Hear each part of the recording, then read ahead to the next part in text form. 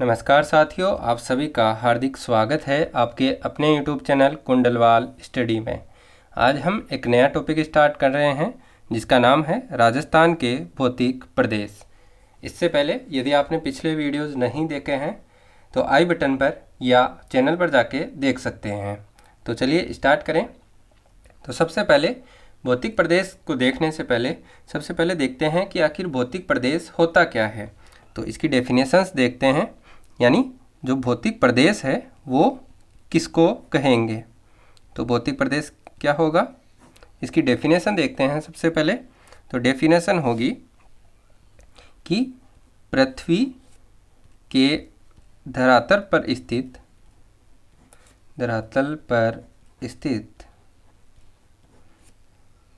स्थलाकृति या उच्चावच।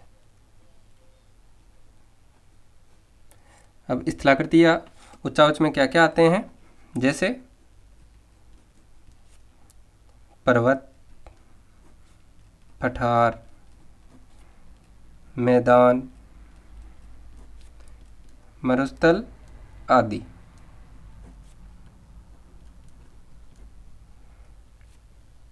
का किसी क्षेत्र विशेष के संदर्भ में अध्ययन करना। यानी भौतिक प्रदेश क्या हो गया, पृथ्वी के धरातल पर स्थित स्थलाकृति या उच्चावच जैसे पर्वत, पठार, मैदान, मरुस्थल आदि का किसी क्षेत्र विशेष के संदर्भ में अध्ययन करना ही भौतिक प्रदेश कहलाएगा। अब यहाँ पे कुछ टर्म आ रही है, सबसे पहले उनको देखते हैं। जैसे आ रहा है पर्वत, पठार, मैदान, मरुस्थल आदि, ये क्या होते हैं। तो देखते हैं तो इनका निर्धारण कहाँ से होता है, यानी जो स्थलाकृति है अपनी, अब स्थलाकृति में ये सारे आ जाएंगे। स्थलाकृति का निर्धारण तो ये कहाँ से किया जाएगा, तो ये होता है हमेशा जो अपना समुद्र तल है उससे। और समुद्र तल कहाँ से लिया जाएगा, तो अपन लेते हैं अपन चेन्नई से, यानी जो चेन्नई वाला जो समुद्र तल है उससे ऊंचाई के सापेक्ष जो भी स्थलाकृतियाँ होती है उनको लेते हैं। अब सबसे पहले देखते हैं कि आखिर मैदान किसको बोलते हैं। तो इसके लिए अपन एक डायग्राम बनाएंगे। तो मान लेते हैं कि ये अपना समुद्र तल है, क्या है, समुद्र तल, और इसके नीचे क्या भरा हुआ है, पानी। वही आज ब्लू है, पानी पानी, ठीक है। अब सबसे पहले देखें मैदान किसको बोलेंगे। तो यदि समुद्र तल से किसी स्थल आकृति की जो ऊंचाई है वो यदि 300 मीटर तक है तो इसको अपन बोलेंगे मैदान। यानी 300 मीटर की ऊंचाई तक स्थलाकृति होती है, इसको अपन मैदान की कैटेगरी में लेंगे।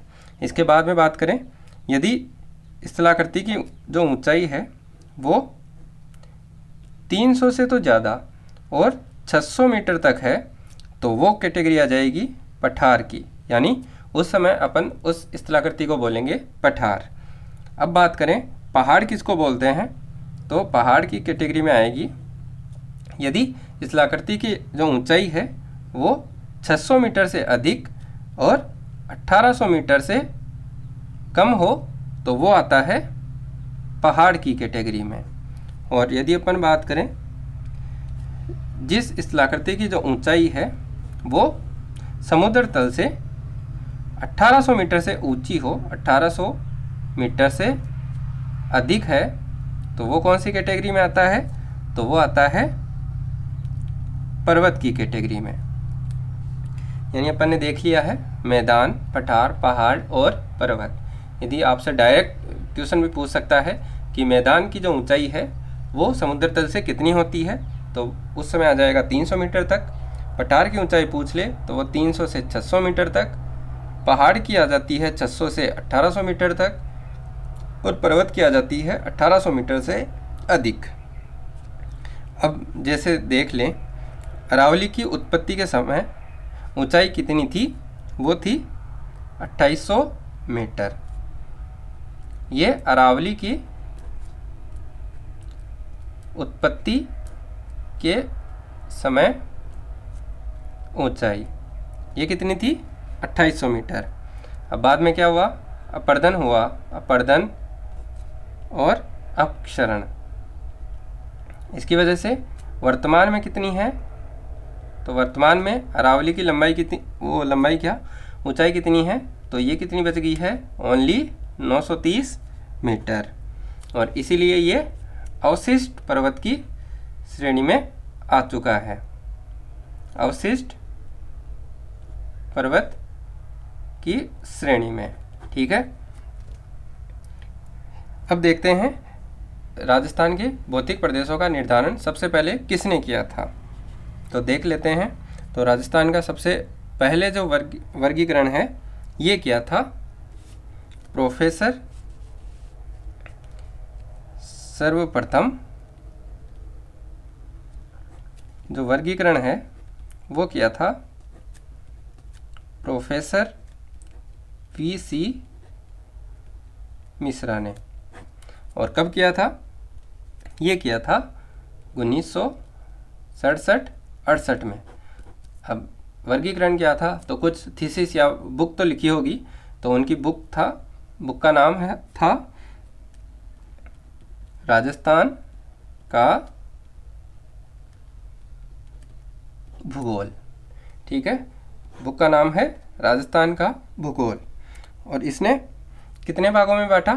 तो ये बांटा था टोटल 7 भौतिक भागों में। अब वो 7 भाग कौन कौन से हैं चलिए देख लेते हैं मैप से। आपके सामने मैप दिख रहा है। इसमें जो प्रोफेसर वी.सी. मिश्रा ने जो 7 भाग बताए थे उनका पूरा क्लासिफिकेशन दिया गया है। सबसे पहला है शुष्क मरुस्थलीय प्रदेश। तो शुष्क मरुस्थलीय प्रदेश में कौन सा भाग आ जाएगा? तो इसमें आ रहा है वही जो राजस्थान का पश्चिमी हिस्सा है। इसमें जो वर्षा की बात करें तो वर्षा कितनी होती है? ये वाला भाग, तो इसमें वर्षा होती है केवल 15 से 25 सेंटीमीटर तक। ये वाला जो भाग है,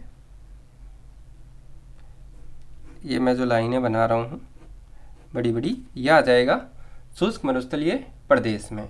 इसके बाद में बांटा इन्होंने अर्ध शुष्क प्रदेश में। तो इसकी जो वर्षा है ये होती है 25 से 50 सेंटीमीटर तक।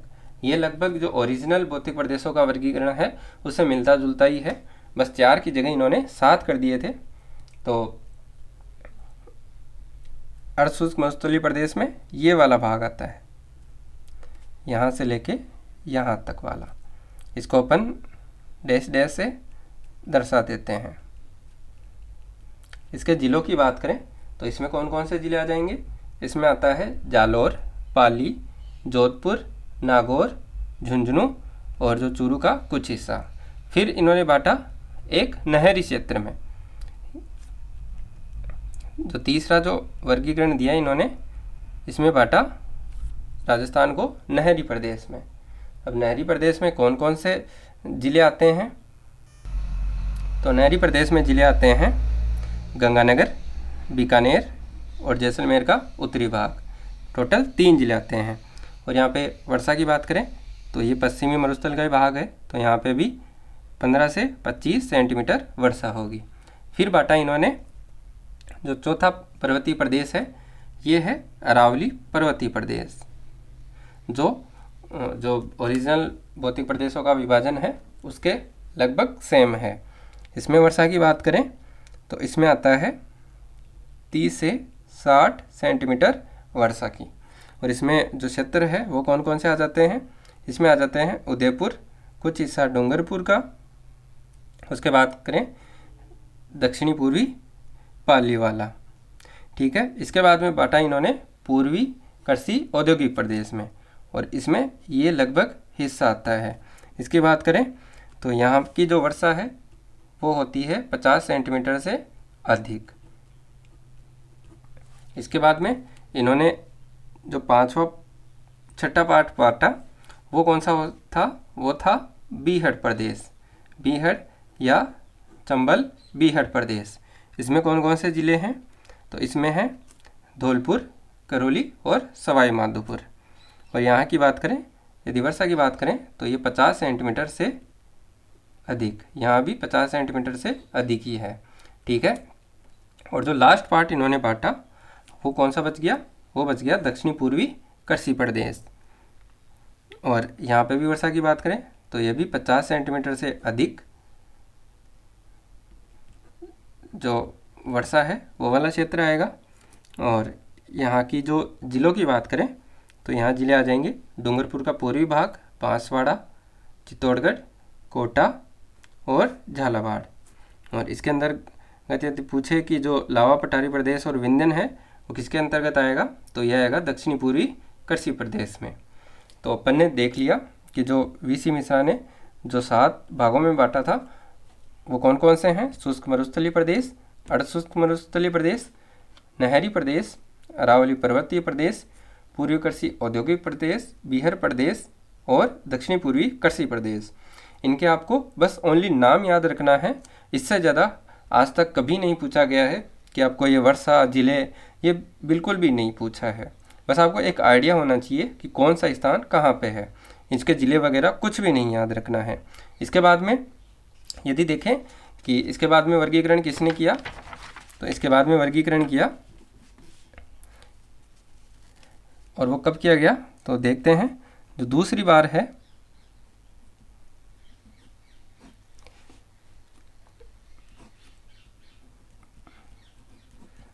जो दूसरी बार भौतिक प्रदेशों का जो विभाजन है वो किया गया S.K. सेन द्वारा। ये कब किया गया? ये 1968 द्वारा। और इनके जो भौतिक विभाजन का आधार क्या था, तो वो था जलवायु। और कितने भागों में बांटा? इन्होंने बांटा 3 भागों में। आपको इनके नाम पता नहीं रखना है, बस ये याद रखना है 3 भागों में बांटा था। ठीक है। इसके बाद में किन्होंने वर्गीकरण किया भौतिक प्रदेशों का, तो इसके बाद में किया थर्ड टाइम में ये किया प्रोफेसर रामलोचन सिंह द्वारा। ये कब किया गया? तो ये किया गया 1971 ईस्वी में। अब इन्होंने कितने भागों में बांटा? तो इन्होंने बांटा 2 भागों में, 2 भाग, 4 उपभाग और 12 लघु प्रदेशों में। यानी जो थर्ड विभाजन था वो क्या रामलोचन सिंह ने 1971 ईस्वी में। इन्होंने कितने भौतिक प्रदेशों में बांटा? तो मेनली बांटा 2 भागों में, उनको बांटा 4 उपभाग में और इनको बांटा फिर 12 लघु प्रदेश में। ठीक है। इसके बाद में जो ओरिजिनल वाला है वो कब हुआ, तो वो देखते हैं अब। तो वो किया गया सन 1994 में। किसके द्वारा किया गया?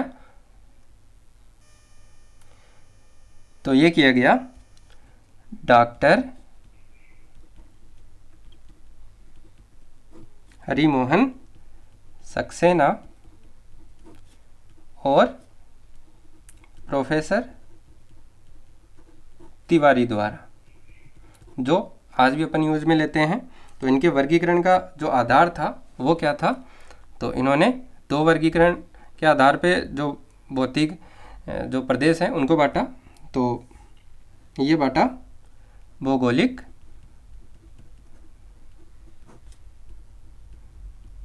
उच्चावच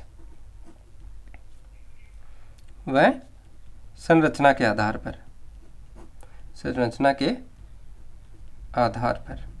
कितने भागों में बांटा? तो ये बांटा टोटल 4 भौतिक प्रदेशों में। अब ये जो 4 भौतिक प्रदेश हैं वो कौन कौन से हैं, उससे पहले देख लेते हैं कि इन्होंने जो बुक लिखी उसका नाम क्या था, यानी किस बुक के अंदर लिखा हुआ है कि ये 4 भौतिक प्रदेश हैं। तो बुक का नाम है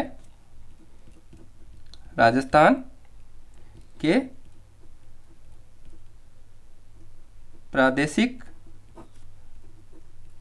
भूगोल में। यानी आपसे यदि पूछे कि जो हरिमोहन सक्सेना और प्रोफेसर तिवारी ने कौन सी बुक में जो 4 भौतिक प्रदेश हैं वो बताए हैं, तो ये बताए हैं राजस्थान का प्रादेशिक भूगोल। अब वो 4 भौतिक प्रदेश कौन कौन से हैं एक टेबल की सहायता से देखेंगे अपन। चलिए बना लेते हैं टेबल।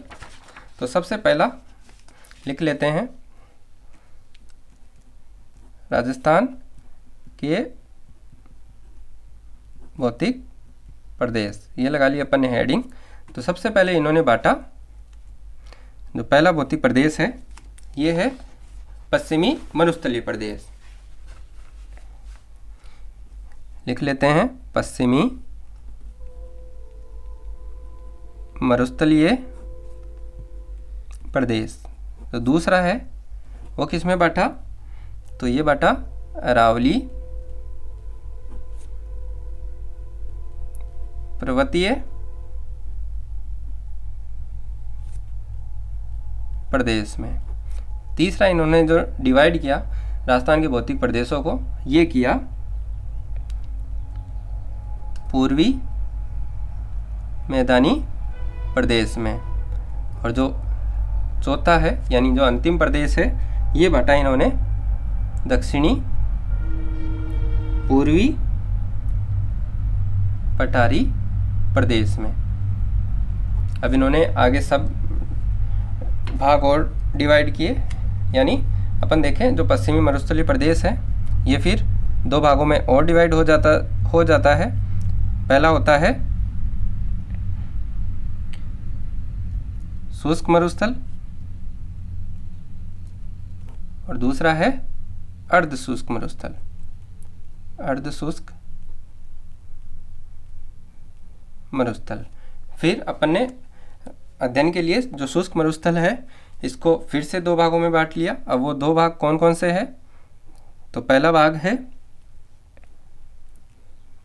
बालुका स्तूप मुक्त क्षेत्र और दूसरा बाटा बालुका स्तूप युक्त क्षेत्र। यानी एक तो है जिसमें बालुका स्तूप नहीं बनते हैं और दूसरा है जिसमें बालुका स्तूप बनते हैं। फिर बात आती है अर्धशुष्क मरुस्थल की। तो इसमें जो अर्धशुष्क मरुस्थल है इसको अपन ने बांटा टोटल 4 भागों में। अब वो 4 भाग कौन कौन से हैं, तो पहला है घग्गर बेसिन, यानी जो घग्गर नदी का जो बेसिन है वो आ जाएगा। दूसरा बांटा अपन ने शेखावाटी बेसिन। शेखावाटी या इसका दूसरा नाम है बांगर प्रदेश। ठीक है। जो थर्ड बांटा अपन ने अर्धशुष्क मरुस्थल को, ये बांटा नागौरी उच्च भूमि में। और जो सबसे लास्ट बांटा अपन ने अर्धशुष्क मरुस्थल को, ये है लोनी बेसिन या फिर इसको बोलते हैं अपन गोडवाड़ प्रदेश। तो ये आ गया पश्चिमी मरुस्थलीय प्रदेश का वर्गीकरण। इसके बाद में जो अरावली पर्वतीय प्रदेश है, यानी जो अपना दूसरा जो प्रदेश है, इसको अपन ने बांट लिया 3 भागों में। पहला कौन सा है, पहला है उत्तरी अरावली प्रदेश, फिर दूसरा बांटा अपन ने मध्य अरावली प्रदेश और तीसरा बांटा अपन ने दक्षिणी अरावली प्रदेश। फिर बात आई पूर्वी मैदानी प्रदेश की, तो इसको बांटा अपन ने वही 3 भागों में। वो 3 भाग कौन कौन से हैं, तो पहला भाग है माही बेसिन, दूसरा जो भाग है वो है बनास और बाणगंगा बेसिन, और जो तीसरा भाग है ये कौन सा है, तो ये है चंबल बेसिन। इसके बाद में बचा दक्षिणी पूर्वी पठारी प्रदेश। इसको अपन ने बांट लिया केवल 2 भागों में। तो तो पहला भाग कौन सा है, तो ये है विंध्य का पठार। और दूसरा भाग कौन सा हो जाएगा, तो दूसरा भाग है दक्कन का पठार। ये अपन ने जो राजस्थान के भौतिक प्रदेश हैं इसको टोटल 4 भागों में डिवाइड किया है। अब वो 4 भाग कौन कौन से हैं अभी अपन ने देखा। पहला है पश्चिमी मरुस्थलीय प्रदेश, उसको बांटा अपन ने 2 भागों में, शुष्क मरुस्थल, अर्धशुष्क मरुस्थल। शुष्क मरुस्थल को अपन ने फिर से 2 भागों में बांटा, बालू का स्तूप मुक्त क्षेत्र और दूसरा है बालू का स्तूप युक्त क्षेत्र। इसके बाद में अर्धशुष्क मरुस्थल को 4 भागों में बांटा, घग्गर बेसिन, शेखावाटी या बांगर प्रदेश, नागौरी उच्च भूमि और लूणी बेसिन या गोंडवान प्रदेश। फिर बात आई अरावली पर्वतीय प्रदेश की, तो इसको बांटा अपन ने 3 भागों में, उत्तरी अरावली, मध्य अरावली और दक्षिणी अरावली। इसके बाद में जो पूर्वी मैदानी प्रदेश है यानी थर्ड प्रदेश है भौतिक प्रदेश, इसको बांटा अपन ने 3 भागों में, माही बेसिन, बनास बाणगंगा बेसिन और चंबल बेसिन। सबसे लास्ट दक्षिणी पूर्वी पठारी प्रदेश, इसको बांटा अपन ने विंध्य का पठार और दक्कन का पठार। इस वीडियो में इतना ही। कल अपन देखेंगे जो अपना जो प्रथम मरुस्थलीय प्रदेश है उसको, जिसका नाम है पश्चिमी मरुस्थलीय प्रदेश। थैंक यू, धन्यवाद।